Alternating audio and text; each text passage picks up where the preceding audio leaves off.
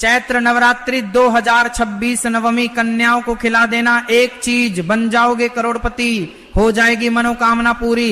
भक्तों, क्या आपने कभी सोचा है कि कुछ लोग अचानक से इतने अमीर कैसे हो जाते हैं? उनके पास धन खींचा चला आता है, जबकि बाकी लोग पूरी जिंदगी बस संघर्ष ही करते रह जाते हैं।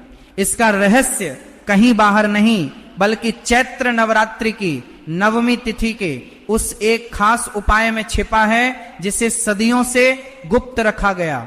आज मैं आपको एक ऐसी रहस्यमयी चीज के बारे में बताने जा रहा हूं, जिसे अगर आपने इस चैत्र नवरात्रि की नवमी के दिन कन्याओं को खिला दिया तो आपकी किस्मत के बंद ताले हमेशा के लिए खुल जाएंगे। लेकिन एक बात का विशेष ध्यान रखें, कन्या पूजन में होने वाली वह तीसरी सबसे बड़ी गलती जो अक्सर लोग अनजाने में कर बैठते हैं, उसे जानने से पहले इस उपाय को अधूरा मत छोड़िएगा, क्योंकि अधूरा ज्ञान हमेशा विनाशकारी होता है। नवरात्रि का पर्व कोई साधारण समय नहीं होता। ये वो 9 दिन हैं जब ब्रह्मांड की ऊर्जा अपने चरम पर होती है। माता रानी धरती पर स्वयं विचरण करती हैं और अपने भक्तों के कष्टों को हरने के लिए आतुर रहती हैं। चैत्र नवरात्रि की नवमी तिथि, जिसे राम नवमी भी कहा जाता है, इस ऊर्जा का सर्वोच्च शिखर है। इस दिन कन्याओं के रूप में साक्षात नवदुर्गा हमारे घर आती हैं।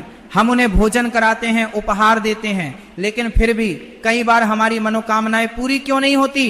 क्योंकि हम वह एक अचूक वस्तु उन्हें अर्पित करना भूल जाते हैं, जिसका वर्णन हमारे प्राचीन तंत्र शास्त्रों में मिलता है। उस एक वस्तु को जानने के लिए आपको सबसे पहले कन्या पूजन के उस रहस्य को समझना होगा, जिसे महर्षि विश्वामित्र ने सिद्ध किया था।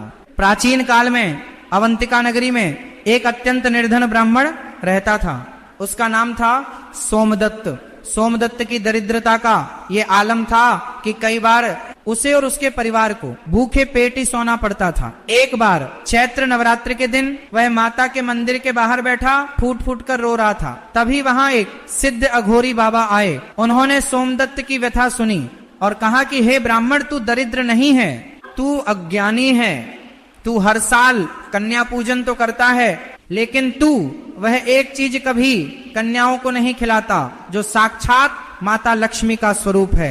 अघोरी बाबा ने उसे वह गुप्त रहस्य बताया जो आज मैं आपको बताने जा रहा हूँ। सोमदत्त ने नवमी के दिन ठीक वैसा ही किया। उसने 9 कन्याओं को अपने घर बुलाया, उनके चरण धोए और भोजन के साथ वह विशेष वस्तु उन्हें खिला दी।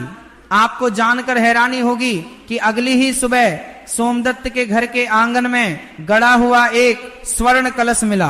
उसकी दरिद्रता हमेशा के लिए मिट गई। ये कोई चमत्कार नहीं था, बल्कि ब्रह्मांड की ऊर्जा को सही दिशा देने का परिणाम था। अब आप सोच रहे होंगे कि आखिर वो चीज क्या है? उस रहस्यमयी चीज तक पहुंचने से पहले हमें उस तीसरी बड़ी गलती को समझना होगा, जिसके बारे में मैंने शुरुआत में चेतावनी दी थी। यह गलती है कन्याओं को विदा करते समय उनके खाली हाथ लौटाना या उन्हें कुछ ऐसा दे देना जो राहु का प्रतीक हो। बहुत से लोग बाजार से प्लास्टिक के सस्ते खिलौने या काले रंग की कोई वस्तु खरीद कर कन्याओं को दे देते हैं। प्लास्टिक और काला रंग, ये दोनों ही नकारात्मक ऊर्जा के वाहक हैं। जब आप कन्या रूपी देवी को ऐसी अशुद्ध वस्तुएं देते हैं तो माता प्रसन्न होने के बजाय रुष्ट हो जाती हैं और आपके घर की बरकत उसी क्षण रुक जाती है। इसलिए कन्याओं को हमेशा धातु की कोई वस्तु, लाल चुनरी या विद्या से जुड़ी चीजें जैसे कि पुस्तकें ही उपहार में देनी चाहिए। यह नियम जितना साधारण लगता है, इसका प्रभाव उतना ही गहरा और अचूक है। नवमी के दिन ब्रह्मांड में जो तरंगे उठती हैं, वे सीधे हमारे मूलाधार चक्र से जुड़ती हैं। जब कोई कन्या आपके घर की दहलीज पार करके अंदर आती है तो वह अपने साथ सकारात्मकता का एक पूरा भंवर लेकर आती है। आपको उनके चरण सिर्फ पानी से नहीं बल्कि दूध और जल के मिश्रण से धोने चाहिए। उन चरणों को पोंछने के लिए जिस वस्त्र का आप उपयोग करें उसे बाद में कभी फेंके नहीं, बल्कि अपनी तिजोरी में रख लें। वह कोई साधारण वस्त्र नहीं रह जाता, वह साक्षात लक्ष्मी का वास बन जाता है। जब कन्याएं आसन पर बैठें तो उनके माथे पर कुमकुम और अक्षत का तिलक लगाएं। अक्षत यानी वह चावल जो टूटा हुआ न हो। टूटा हुआ चावल खंडित माना जाता है और ये आपकी प्रार्थनाओं को भी खंडित कर सकता है। भोजन में शुद्ध घी का प्रयोग करें, क्योंकि घी अग्नि तत्व को जागृत करता है और अग्नि सीधे देवताओं तक हमारे भाव पहुंचाती है। कन्याओं को खीर, पूरी और हलवा तो पूरी दुनिया खिलाती है। यह तो एक सामान्य प्रक्रिया है, लेकिन जो लोग जीवन में कुछ बड़ा हासिल करना चाहते हैं, जो लोग चाहते हैं कि उनकी 7 पुश्तें राज करें, वे इस सामान्य प्रक्रिया से एक कदम आगे बढ़ते हैं। आपको भी वही करना है। नवमी तिथि के दिन जब आप कन्याओं के लिए भोजन तैयार कर रहे हो तो अपनी पूरी चेतना को माता के मंत्रों में लगा दें। भोजन बनाते समय क्रोध या चिड़चिड़ापन बिल्कुल नहीं होना चाहिए। आपके मन के भाव उस भोजन में समाहित होते हैं। जब कन्याएं भोजन कर लें तो उन्हें वह एक विशेष चीज खिलाने का समय आता है। ये चीज कोई दुर्लभ जड़ी बूटी नहीं है जो आपको हिमालय पर मिलेगी। ये आपके घर में ही मौजूद है, लेकिन इसकी शक्ति से आप अनजान हैं। वह एक चीज है साबुत लौंग और मखाने की खीर के साथ इलायची का एक विशेष दाना। ध्यान से सुनिए मैं क्या कह रहा हूं। जब कन्याएं अपना भोजन समाप्त कर लें तो एक पान के पत्ते पर एक साबुत लौंग जिसका फूल टूटा हुआ ना हो और एक हरी इलायची रखें।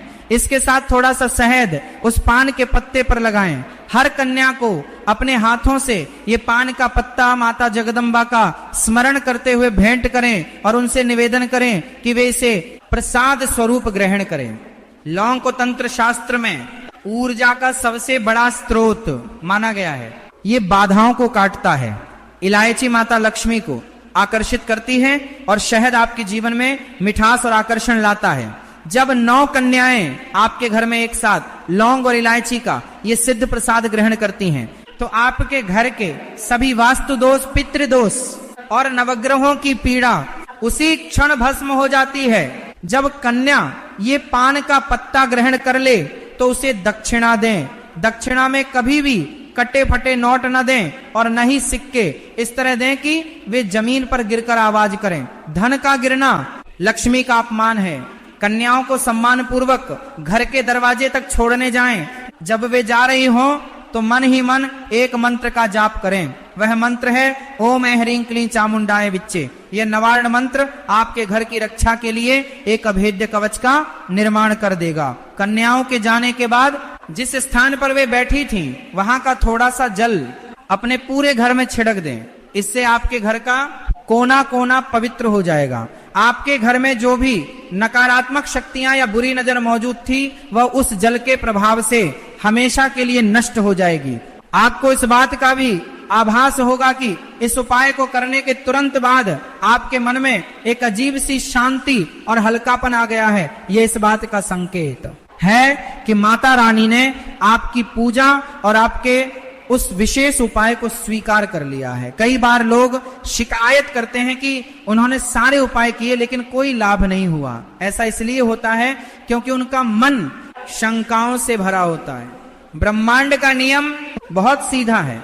आप जिस चीज पर विश्वास करते हैं वही आपकी सच्चाई बन जाती है। जब आप इस लौंग, इलायची और शहद वाले पान के पत्ते का उपाय करें तो आपके रोंगटे खड़े हो जाने चाहिए। आपके भीतर ये दृढ़ विश्वास होना चाहिए कि आज के बाद मेरा जीवन बदलने वाला है। ये विश्वास ही वह उत्प्रेरक है जो साधारण सी लौंग को एक चमत्कारी यंत्र में बदल देता है। चैत्र नवरात्रि का यह समय प्रलय और सृजन दोनों का प्रतीक है। सर्दियां जा रही होती हैं और गर्मियां आ रही होती हैं। प्रकृति अपने पुराने आवरण को छोड़कर नए वस्त्र धारण कर रही होती है। ऐसे ही आपको भी अपने पुराने दरिद्र विचारों और नकारात्मक आदतों को छोड़ना होगा। यदि आप इस उपाय को करते हैं लेकिन अगले ही पल किसी की निंदा करते हैं, झूठ बोलते हैं या किसी निर्बल को सताते हैं तो ये उपाय आपके लिए काम नहीं करेगा। माता रानी का आशीर्वाद केवल उन्हीं पर बरसता है जिनका हृदय निर्मल होता है। सोमदत्त ब्राह्मण की जो कहानी मैंने आपको बताई थी उसमें भी यही छिपा हुआ संदेश था। अघोरी बाबा ने सोमदत्त से कहा था कि यह लौंग और इलायची तभी अपना चमत्कार दिखाएगी जब तू अपने मन से अहंकार और लालच को निकाल फेंकेगा। जब आप कन्याओं के चरण धोएं तो ये महसूस करें कि आप साक्षात ब्रह्मांड की सर्वोच्च शक्ति के चरण अपने हाथों में पकड़े हुए हैं। उन नन्हे कदमों में जो ऊर्जा है वह आपके जीवन के बड़े से बड़े पहाड़ जैसी मुश्किलों को राई में बदल सकती है। यह केवल एक कर्मकांड नहीं है, यह ऊर्जा का आदान प्रदान है। आप अपनी श्रद्धा उन्हें देते हैं और वे अपना ईश्वरीय आशीर्वाद आपको देती हैं। नवमी के दिन बहुत से लोग उतावली में रहते हैं। वे चाहते हैं कि जल्दी से कन्याएं आए, खाना खाएं और चली जाएं ताकि वे अपने अन्य काम कर सकें। ये उतावली ही उनके विनाश का कारण बनती है। जो माता आपके लिए 9 दिन तक भूखी प्यासी बैठी है, क्या आप उसके स्वरूप को शांति से आधा घंटा नहीं दे सकते? समय का यह निवेश आपको वह प्रतिफल देगा जिसकी आपने कभी कल्पना भी नहीं की होगी। अगर आपके घर में कोई कन्या ना आ सके या आपको 9 कन्याएं ना मिलें तो परेशान ना हो। ब्रह्मांड आपकी नियत देखता है, संख्या नहीं। यदि आपको एक भी कन्या मिल जाए तो उसमें ही 9 देवियों का भाव रखकर उसकी पूजा करें। उसे ही वह विशेष पान का पत्ता जिसमें लौंग, इलायची और शहद हो खिला दें। और यदि कोई भी कन्या न मिले तो यह सामग्री माता के मंदिर में जाकर उनके श्री चरणों में अर्पित कर दें और किसी भी जरूरतमंद को भोजन करा दें। माता जगदम्बा अत्यंत दयालु हैं। वे जानती हैं कि कलयुग में परिस्थितियां हमेशा हमारे अनुकूल नहीं होती। वे केवल आपके हृदय का वह कोना देखती हैं जहां श्रद्धा का दीपक जल रहा होता है। इस चैत्र नवरात्रि की 9वीं तिथि को एक सामान्य दिन की तरह मत बीतने दीजिएगा। यह वह समय है जब नक्षत्र, ग्रह और ब्रह्मांडीय ऊर्जाएं एक विशेष कोण पर संरेखित होती हैं। ये संरेखण आपके जीवन के हर उस ताले को खोल सकता है जिसकी चाबी आप वर्षों से तलाश रहे हैं। वह गुप्त उपाय अब आपके पास है। कन्याओं का सम्मान, वह तीसरी बड़ी गलती से बचाव और अंत में लौंग, इलायची वाले पान के पत्ते का वह दिव्य प्रयोग। ये त्रिगुणात्मक शक्ति जब एक साथ काम करेगी तो आपके घर में धन, धान्य, सुख, शांति और समृद्धि की ऐसी बाढ़ आएगी कि आप खुद हैरान रह जाएंगे। आपके पड़ोसी आपसे पूछेंगे कि अचानक आपके जीवन में ये चमत्कार कैसे हो गया। लेकिन आपको ये रहस्य हर किसी को नहीं बताना है। गुप्त विद्याओं का नियम है कि उन्हें जितना गुप्त रखा जाए वे उतनी ही शक्तिशाली होती हैं। इसे केवल उन्हीं के साथ साझा करें जो इसके योग्य हों, जिनके मन में श्रद्धा हो। नवरात्रि की रातों को महारात्रियां कहा जाता है। इन रातों में जो ऊर्जा धरती पर उतरती है वह बहुत ही सूक्ष्म और शक्तिशाली होती है। 9वीं के दिन यह ऊर्जा अपने चरम बिंदु को छूकर वापस ब्रह्मांड में लौट जाती है। लौटते हुए यह ऊर्जा उन घरों को आशीर्वाद देकर जाती है जहां शुद्धता और भक्ति का वास होता है। जब आप अपने घर के दरवाजे 9वीं की सुबह खोलते हैं तो केवल हवा अंदर नहीं आती बल्कि साक्षात माता का तेज आपके आंगन में प्रवेश करता है। उस तेज को संभालने के लिए आपके घर का वातावरण बिल्कुल शुद्ध होना चाहिए। घर के मुख्य द्वार पर आम या अशोक के पत्तों का तोरण जरूर बांधें। ये तोरण एक फिल्टर की तरह काम करता है जो बाहर की किसी भी नकारात्मक ऊर्जा को घर के अंदर आने से रोकता है और केवल सकारात्मक तरंगों को ही प्रवेश करने देता है। जब कन्याएं आपके द्वार पर आएं तो उनका स्वागत ऐसे करें जैसे कोई बहुत बड़ा सम्राट आपके घर पधारा हो। उनके आने पर शंख बजाएं। शंख की ध्वनि से जो कंपन पैदा होता है वो घर के कोने कोने में छुपे हुए वास्तु दोषों को निष्क्रिय कर देता है। इसके बाद गुलाब जल छिड़क कर उन कन्याओं को अंदर लाएं। उनके बैठने का आसन जमीन पर नहीं होना चाहिए। उनके लिए एक लकड़ी का पाटा या कुशा का आसन बिछाएं। कुशा ऊर्जा का कुचालक है जो कन्याओं की सकारात्मक ऊर्जा को जमीन में जाने से रोकता है और आपके घर में ही बनाए रखता है। ये छोटी छोटी बातें हैं लेकिन इनका प्रभाव बहुत विशाल होता है। लोग अक्सर इन्हीं बारीकियों को नजरअंदाज कर देते हैं और फिर कहते हैं कि उन्हें पूजा का पूरा फल नहीं मिला। भोजन परोसते समय चांदी के बर्तनों का उपयोग करना सबसे उत्तम माना गया है। यदि चांदी के बर्तन न हो तो कांसे या पीतल के बर्तन का उपयोग करें। लोहे या एल्यूमिनियम के बर्तनों में कभी भी कन्याओं को भोजन न कराएं। एल्यूमिनियम राहु का धातु है और यह भोजन की पवित्रता को नष्ट कर देता है। भोजन के हर निवाले में ओम का जाप करें।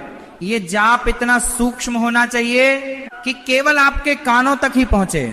जब कन्याएं वह भोजन ग्रहण करेंगी तो वह ओम का जाप उनके शरीर में जाकर एक ईश्वरीय ध्वनि बन जाएगा और उनके मुख से आपके लिए जो भी आशीर्वाद निकलेगा वह सीधे फलित होगा। और फिर अंत में वही लौंग, इलायची और शहद वाला पान का पत्ता, जब आप वह पत्ता कन्या के हाथ में देंगे तो आप महसूस करेंगे कि उस कन्या की आंखों में एक विशेष चमक है।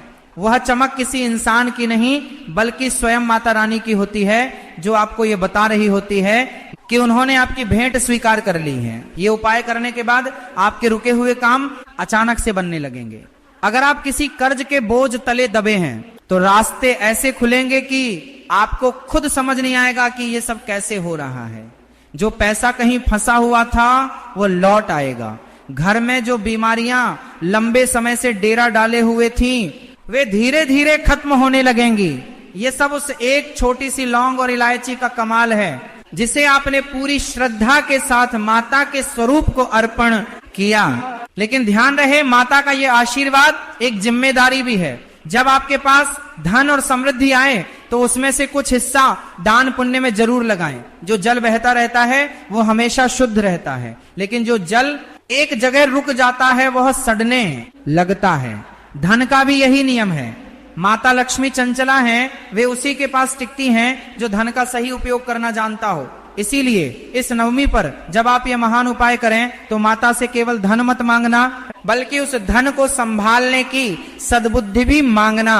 बुद्धि के बिना धन विनाश का कारण बन सकता है। ये बात हमारे शास्त्र हमेशा से कहते आए हैं। याद रखें, असली करोड़पति वो है जिसके पास शांतिपूर्ण नींद है, स्वस्थ शरीर है और एक खुशहाल परिवार है। माता रानी का ये उपाय आपको वो सब कुछ देगा जिसकी आपकी आत्मा को वास्तव में आवश्यकता है।